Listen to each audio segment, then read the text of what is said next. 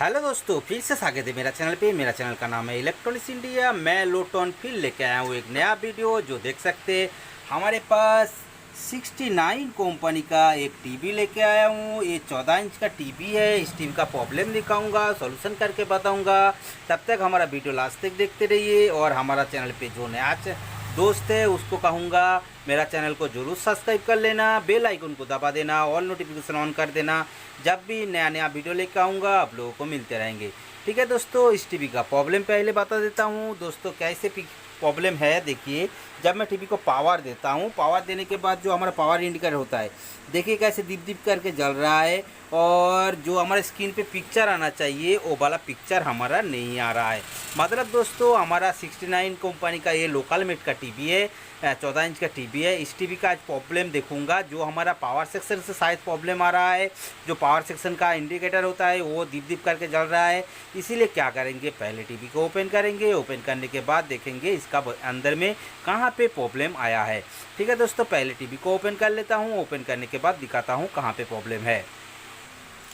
दोस्तों मैंने टीवी को ओपन कर चुका हूँ। ओपन करने के बाद ये रहा हमारा 14 इंच का जो CRT ट्यूब है, इसका योक कॉयल है। और ये रहा बेसबोर्ड और ये रहा हमारा मेन PCB।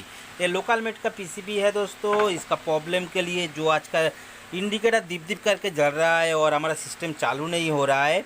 और जो पावर सेक्शन के बारे में बता रहा था दोस्तों, ये हमारा पावर सेक्शन है, ओरिजिनल पावर सेक्शन नहीं है। इसका जो मॉड्यूल लगाया हुआ है, मतलब ये मॉड्यूल सेक्शन भी ख़राब हो सकता है या हमारा आदर्श कुछ। इसीलिए क्या करेंगे, पहले वोल्टेज को चेक कर लेंगे। टीवी को पावर दे चुका हूँ। पावर देने के बाद इस पर 160 वोल्ट देखेंगे। दोस्तों देखिए हमारा 160 वोल्ट के जगह पे 134 आ रहा है। मतलब थोड़ा ही ज़्यादा है लेकिन चलेगा।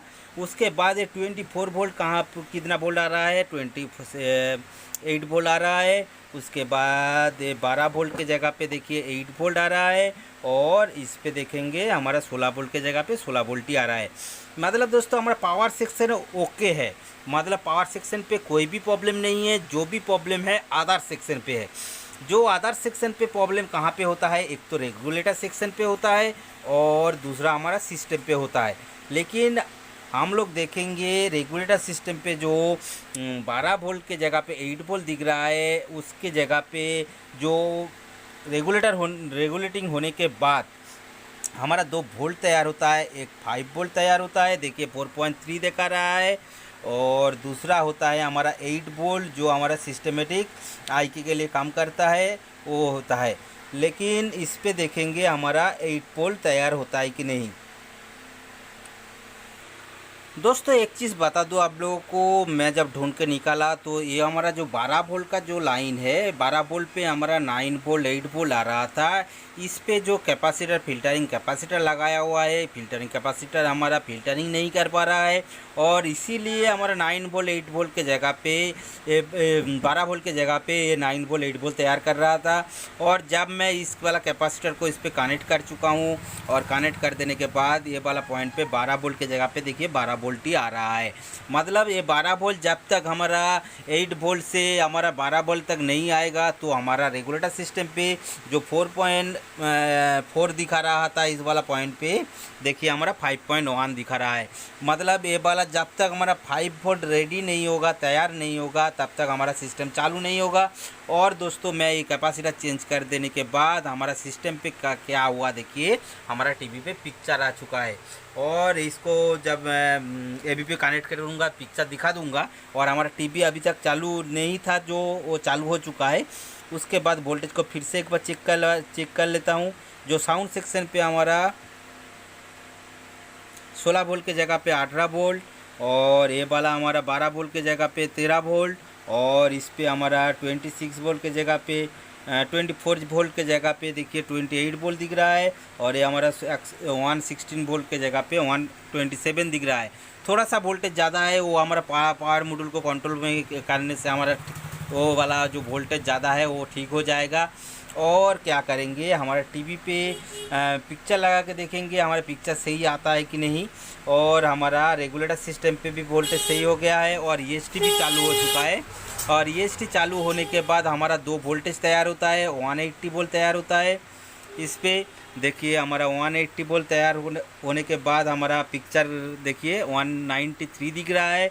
और हमारा एक एसी पे वोल्टेज होता है जो हमारा फिल्टरिंग फिलामेंट के लिए होता है, वो हमारा 3 से 4 वोल्ट होता है एसी पे। मतलब हमारा सभी वोल्टेज ओके हो गया है और टीवी पे भी पिक्चर आ गया है।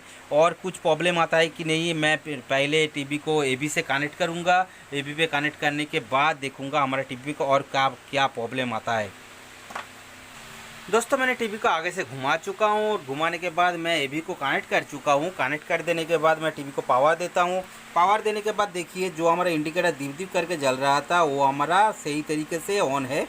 उसके बाद दोस्तों जो हमारा टीवी में पिक्चर नहीं था वो वाला पिक्चर भी हमारा सही आ चुका है।